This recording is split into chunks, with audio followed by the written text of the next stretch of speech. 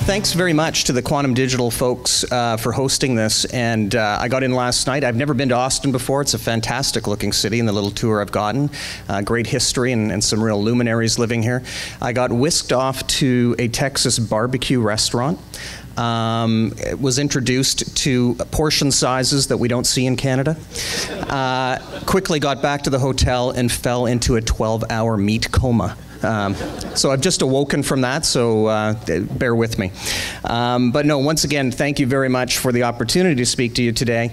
And the nature of marketing is kind of a funny title because much to what Jim spoke about at the beginning, that this is a tradition and cutting edge technology coming together, really there are some forces in nature that have been around forever that we can learn from that can be applied in today's world. And that's basically the notion of the presentation.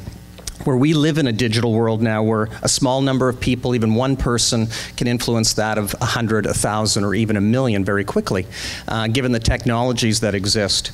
So the nature of marketing is really a unique perspective on how digitally linked populations behave as a single organism, similar to that of a swarm or fish. And I'm going to show you that as we go through this. This is some new thinking from DDB. It's based on a book and based on a study that we've put out.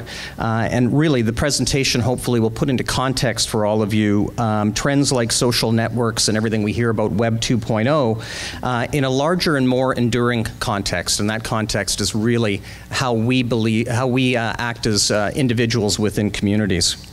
So what we'll cover today is kind of both timely and timeless. It's a practice that is increasing, but really success is varied, and I'm going to share that as well. People are flirting with this, companies, brands, and not all are successful, and that's because it's such a fairly new practice. But the intent behind all of this is communications, to get people talking, trying, speaking about, advocating on behalf of your brands. And whether that really is a brand or an idea behind a brand or some stated cause, it really is to engage people, create a community, and make us part of a particular movement. In a marketing sense, all of this is based on helping people or helping companies sell more stuff to more people more often at a higher price forever and ever. Amen. That is our jobs as marketers primarily in this room. But prior to that happening, something else needs to take place to achieve success. And that's something I believe is to change the way people think, to change their view of the world, their view of your brand or your clients' brands, and sometimes even the view of themselves. We hear a lot today about people talking about changing the world or saving the world. There's a lot better people qualified out there to do that than me. I'm going to talk about motivating the world, and from a marketer's point of view, not only creating demand, but also creating desire, somewhat what we're all trying to achieve, sustainable desire. And that motivation can take many forms. It can be passive as the old-time lemonade stand. It can be aggressive, like a gentleman like Bobby Knight commanding his troops. And it can even be passive-aggressive.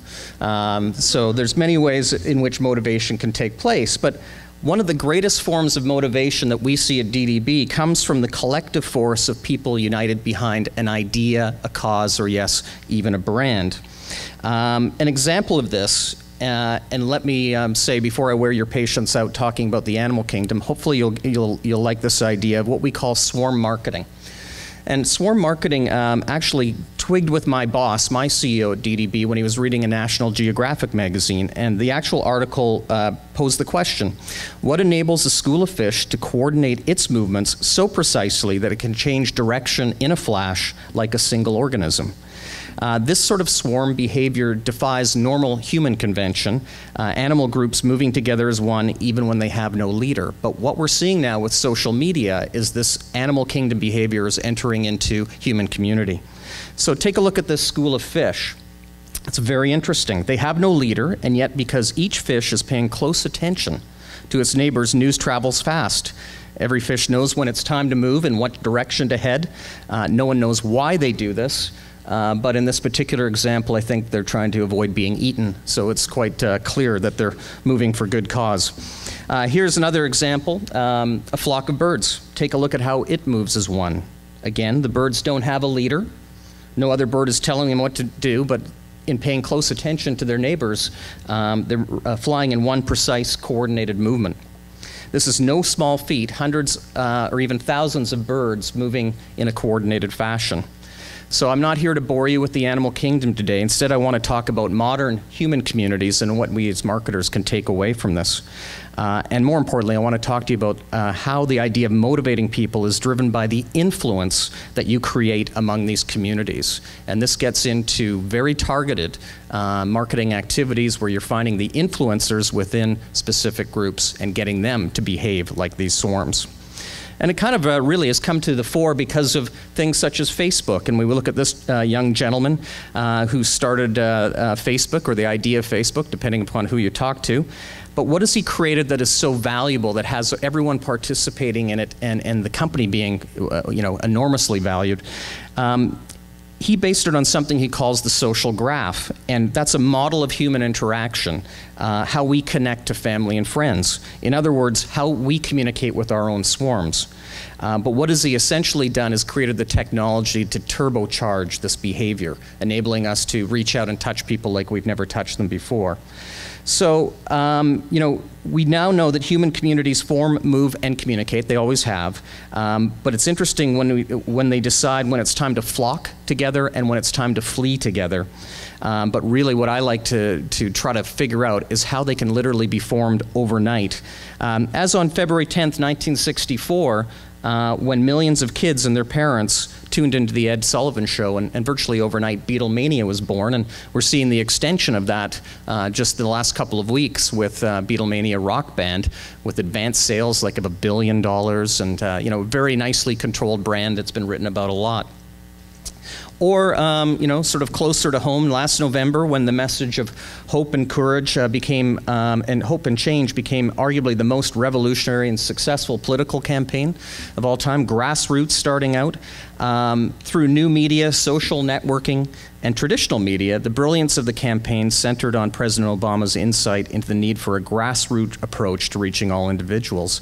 That grew to 13 million strong. So it took him from virtual obscurity to the White House.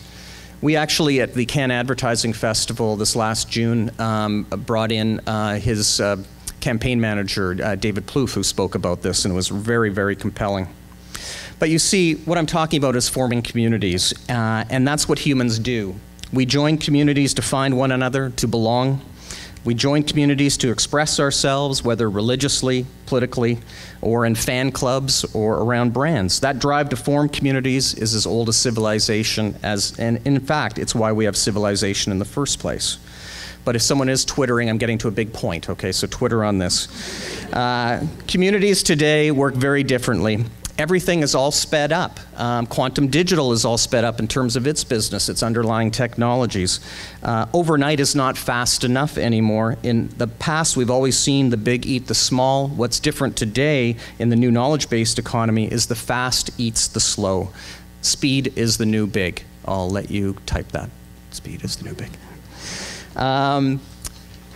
And speed isn't the only change. Digital technology has amplified the ability of a single individual to reach out to its swarm. In social networking communities, as we know, there are no geographic borders, no boundaries, and no limits to how this communication takes place. We've seen it on Facebook, MySpace, Twitter, your email address book, all those volunteers who edit Wikipedia.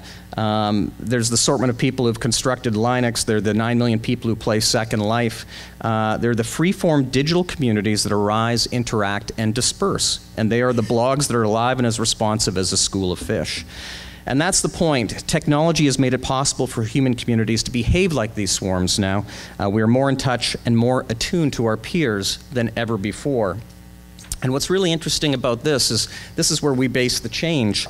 In the past, people used to put a lot of trust into institutions. We believed what the government told us. We believed what the news media said, and lo and behold, we even believed what advertisers were communicating. But it's not like that today. We're far more cynical and jaded, and we're really less believing. So take a look at this photo. Who of these people do you think has the most influence on the average 25-year-old? And it's really just a fun bit. You see all these influential people, and certainly they carry cachet, certainly they're respected. But the most influential person is actually the guy down in the right corner. You probably don't know. He's the guy talking to, that people are talking to, listening to, and believing in. And these are his friends. And